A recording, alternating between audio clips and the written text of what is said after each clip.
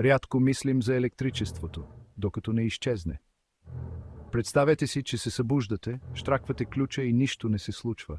Не само във вашия дом, но и в целия град. Болниците губят животоподдържащи системи, банките замръзват, а икономиката спира. Това е кошмарът от пълна повреда на електрическата мрежа. Заплаха, управлявана от оператори като електроенергиен системен оператор и други.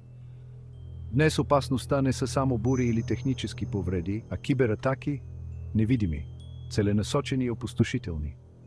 Нашите цифрови системи, създадени за ефективност, могат да бъдат обърнати срещу нас от хакери на хиляди километри. Първо светлините угасват, след това комуникациите, водата, трафикът и отоплението спират. Банкоматите и плащанията с карти спират да работят. Това не е научна фантастика. Това е реален, нарастващ риск, който правителствата и експертите по сигурността бързат да разрешат. Нашето общество е изградено върху предположението, че електричеството винаги е налично. Но тази основа е по-крехка, отколкото си мислим. Операторите на мрежата сега са на предната линия на нов вид война, водена с зловреден софтуер, а не с ракети. Разбирането на тази заплаха е първата стъпка към защитата ни. Въпросът не е дали, а кога.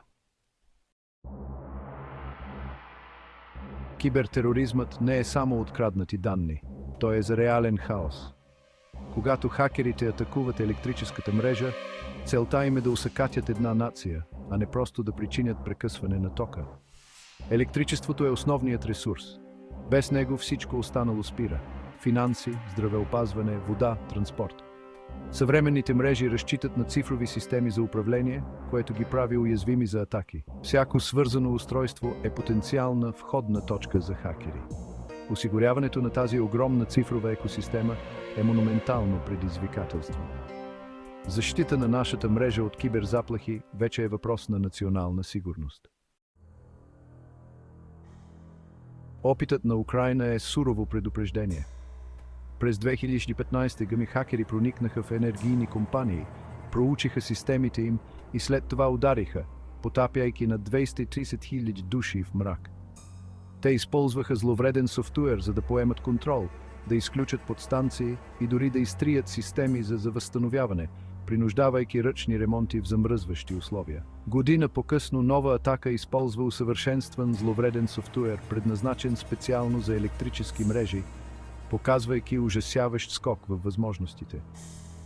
Това не бяха случайни актове, те бяха координирани, стратегически и целяха да изпратят послание: можем да изключим вашите светлини. Украйна се превърна в изпитателен полигон за кибервойна срещу критична инфраструктура. Урокът е ясен. Мащабните прекъсвания на тока от кибератаки не са хипотетични. Светът е предупреден. Въпросът е: готови ли сме? Представете си България, януари 2027 г. Атаката започва тихо. Инженер щраква върху фалшив имейл линк, без да знае, че пуска хакери в мрежата. В продължение на месеци нападателите картографират системата, търсейки достъп до оперативната технология, която контролира мрежата. Те научават протоколите, идентифицират ключови подстанции и чакат идеалния момент. В 10 часа сутринта, в натоварен делничен ден, те удрят. Екраните на контролната зала замръзват, зловредният софтуер издава противоречиви команди, а защитните релета са деактивирани. Мрежата се дестабилизира и в рамките на минути големите градове потъват в мрак.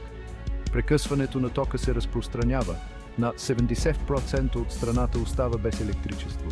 Нападателите изтриват доказателства, усъкътяват комуникациите и оставят операторите слепи. Това не е просто техническа повреда, това е координиран акт на цифрова война. Възстановяването е бавно, скъпо и несигурно. Нацията е потопена в мрак. Заплахата е реална и нараства.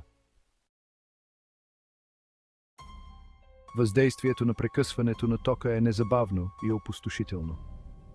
Болниците работят с резервни генератори, но горивото е ограничено. Животът на пациентите виси на косъм.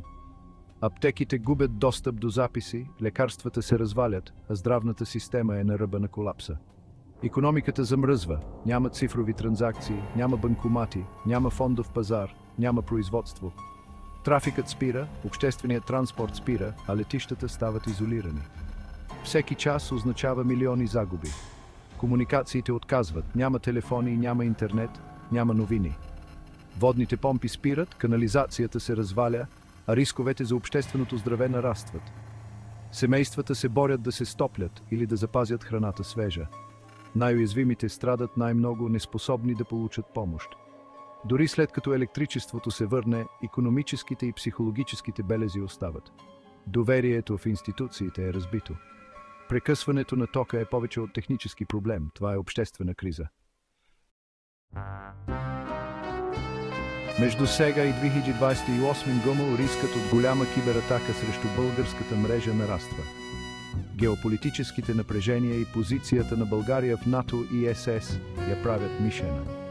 Смесицата от стари и нови технологии в мрежата създава пропуски в сигурността. Веригите за доставки могат да крият уязвимости. Едно компрометирано устройство може да отвори вратата за нападатели. Националните усилия за киберсигурност съществуват, но ресурсите и експертизата са ограничени. Недостигът на квалифицирани специалисти е критична слабост.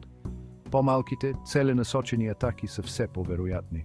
Часовникът тик-така, защитата трябва да се подобри, преди да е станало твърде късно.